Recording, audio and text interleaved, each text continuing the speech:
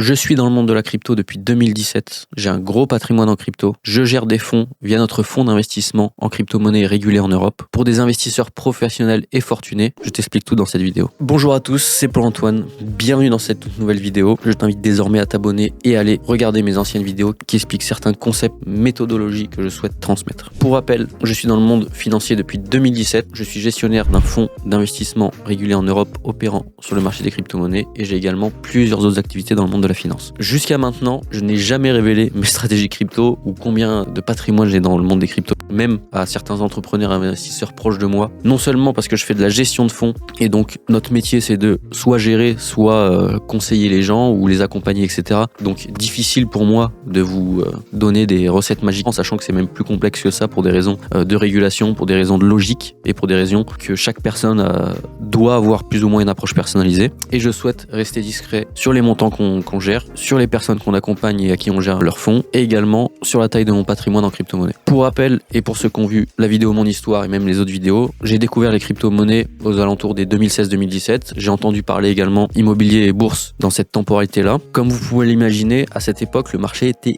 extrêmement différent, vraiment en quelques années, parce que bon, ça fait pas non plus 2-3 ans, mais en quelques années, le marché a extrêmement évolué, et pour ceux qui sont là depuis un certain temps, vous savez de quoi je parle. Tout ce qui va être évoqué ici n'est pas un conseil en investissement, non seulement pour des raisons de régulation, mais pour des raisons de logique, car c'est mon approche personnalisée. Comme vous voyez, j'ai un profil très particulier. Également, ce qu'il faut comprendre, c'est que toute situation est plus ou moins personnalisée, l'approche du risque, la taille du patrimoine, etc. et tout, énormément de facteurs, et donc ça sera mon point de vue, mon approche bien personnelle. Mais je vais tout de même essayer de vous transmettre un point de vue, une méthodologie, un recul, un feedback sur quasiment 8 ans dans les marchés financiers, dans les crypto-monnaies. Et surtout, d'un point de vue de quelqu'un qui a un fonds d'investissement, bientôt un autre, et d'autres activités dans la finance, etc. Donc que vous soyez newbie ou professionnel, je vous invite quand même à regarder et à écouter cette vidéo. Et vous pouvez également regarder les précédentes. Ma stratégie actuelle, déléguer au minimum 70% de mon patrimoine crypto, en vérité quasiment plus à certaines périodes. Ça dépend de certains facteurs, en sachant que je viens du monde des crypto-monnaies depuis le 2017, j'ai un fonds d'investissement, j'ai des compétences de trading, vraiment trading, gestion active et investissement dans ce marché, j'ai un gros recul, j'ai un gros feedback et un gros track record, donc comme je vous ai dit, c'est mon approche. Je vais prendre tout simplement 70% de mon patrimoine et le déléguer dans notre fonds d'investissement crypto-monnaie, car si vous regardez mes précédentes vidéos, vous verrez, on a une approche très safe, très sécurisée, très gestion du risque, et donc une grosse partie va partir là-dedans, sur du très long terme. Je vais quasiment rien toucher, rien sortir, je vais sortir que des petits bouts tous les 1, 2, 3 ans. 30% du reste de mon patrimoine crypto sur d'autres fonds triés sur le volet qui ont une stratégie différente de la nôtre, certains qui ont une approche du risque comme la nôtre, certains qui sont sur une thématique différente, certains qui sont sur une approche plus volatile et plus risquée, et potentiellement de temps en temps avoir moi mes propres propositions, en sachant que vu que j'ai des entreprises, des sociétés, etc., j'ai plus le temps que j'avais auparavant de tout simplement être trader tous les jours. C'est pour ça que je délègue. J'aurai quand même potentiellement des positions perso, par exemple une ledger ou ce genre de choses, pour des raisons de croyances, d'autres, et encore c'est même pas sûr, vu qu'il y a sûrement sur certains mouvements haussiers ou baissiers où je vais soit sortir complètement, soit rentrer via autre chose que des fonds, mais c'est parce que je suis dans le marché depuis longtemps. À prendre en compte que généralement j'aurai facilement en 70, mais plutôt aux alentours des 90-100% de mon patrimoine délégué. En sachant, je viens de ce monde, j'ai un fonds, je suis bien avancé dans le domaine financier d'un point de vue analyse, compréhension, stratégie, juridique, compliance, etc. Donc je suis capable d'analyser des fonds et de prendre des décisions qui me permettent de déléguer autant également. Ayant construit un patrimoine assez important, je suis quand même beaucoup focus sur BTC et Ethereum, et je fais beaucoup moins d'ICO où je vais chercher des altcoins très loin, etc. Ça je fais quasiment plus. En vérité, je le fais plus du tout moi-même. J'ai des opportunités, je connais des gens qui le font, qui ont des spécialités, des fonds, etc. Donc je le fais via eux, mais je le fais plus du tout seul, déjà par un manque de temps qui est que, comme je vous ai dit auparavant, j'ai des sociétés, des entreprises, etc. Donc j'ai plus le temps de faire ça tout simplement. Et en fait, comme on peut le voir, Bitcoin met une claque à 99% du marché constamment en fait. Sur le long terme, en termes de risk-reward, je suis pas maximaliste au passage, mais Bitcoin a juste un risk-reward, des questions de liquidité également, et plein d'autres qui font que il y a déjà pour quelqu'un qui a 1000 euros de capital, je comprends que ça soit compliqué de mettre tout dans Bitcoin et d'attendre. Et encore, ceci n'est pas un conseil d'investissement, vous connaissez la chanson. Mais pour moi, particulièrement, plus votre patrimoine est gros, et de toute manière, ça se voit sur toutes les personnes que je croise, avec qui je discute, que j'accompagne, etc. Et dans tous les piliers d'investissement d'ailleurs, plus de patrimoine, goût du risque qui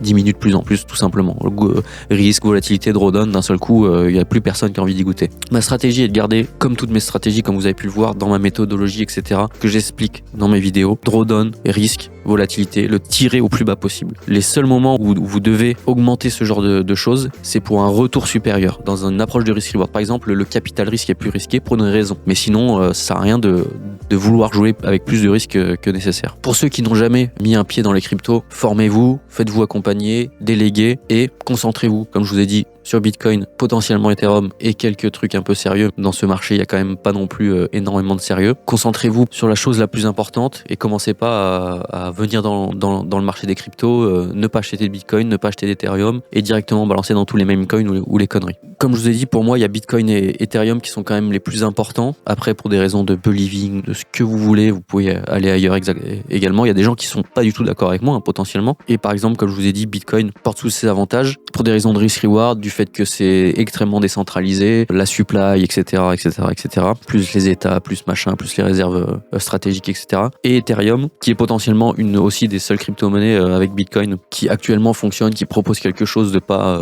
imaginaire et qui a actuellement une valeur fondamentale, se situe aux alentours des 10 000 euros, 10 000 $. Ça veut pas dire que le marché, comme dans tous les marchés, on est souvent au-dessus, en dessous.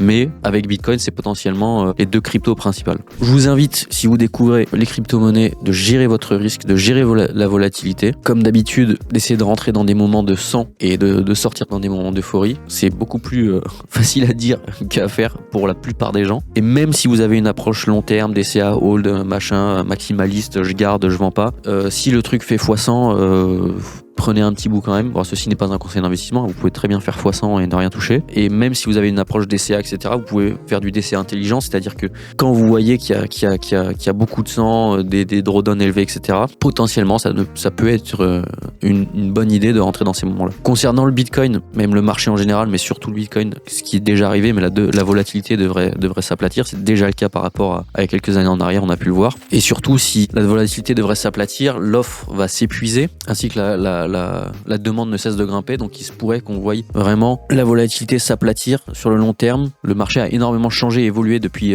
fin 2022, début 2023, comme on peut le voir, ainsi que la situation géopolitique et macroéconomique, quelque chose que vous devez d'ailleurs, que vous soyez dans les cryptos ou dans les marchés financiers, que vous devez vous former dessus. C'est ça qui dirige les marchés. Je pense que tout ce qu'on a vu auparavant, les ICO, les j'achète tout et n'importe quoi, et ce qu'on a pu voir bien précisément en 2024, c'est le marché va être de plus en plus difficile à naviguer pour les particuliers.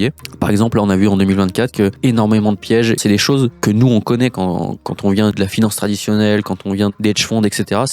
Pour nous, c'est pas surprenant. Par contre, comme on a pu le voir, les particuliers se sont fait découper. Les all season soon, etc. To the moon, là, c'est pas fini parce que ça va arriver, mais c'est beaucoup plus complexe qu'avant. L'arrivée des ETF, qui est une bonne chose, mais également les ETF qui permettent de fluidifier les entrées, mais également les sorties. Donc, c'est un facteur positif, mais qui peut impacter aussi les particuliers d'une certaine manière. MicroStrategy, qui est aussi une bonne nouvelle, mais qui a un énorme risque de liquidation également. Il faut savoir qu'on parle maintenant de réserves stratégiques, mais pas mal d'États avaient déjà des bitcoins. Certains les ont vendus, certains les ont gardés. Donc c'est presque comme s'ils avaient déjà des réserves stratégiques. Après, entre garder les bitcoins saisis et commencer à en acheter, effectivement, ça peut impacter le marché vraiment différemment. On a vu également la Russie et la Chine qui réouvrent leurs portes au monde des cryptos, etc., etc. Donc plutôt positif. En conclusion, je dirais qu'actuellement, le marché va être de plus en plus compliqué pour les particuliers à naviguer, dû à l'adoption, la professionnalisation, etc. Ce qui est une bonne nouvelle et qui vient avec son lot de désavantages également. Voilà ce qui conclut sur ma stratégie crypto et mon avis sur ce marché. Si vous voulez en savoir plus sur notre fonds d'investissement crypto-monnaie régulé en Europe et sur mes services, je vous invite à me contacter sur LinkedIn, par mail. Tous mes liens sont dans la description. C'était Paul-Antoine, à très bientôt.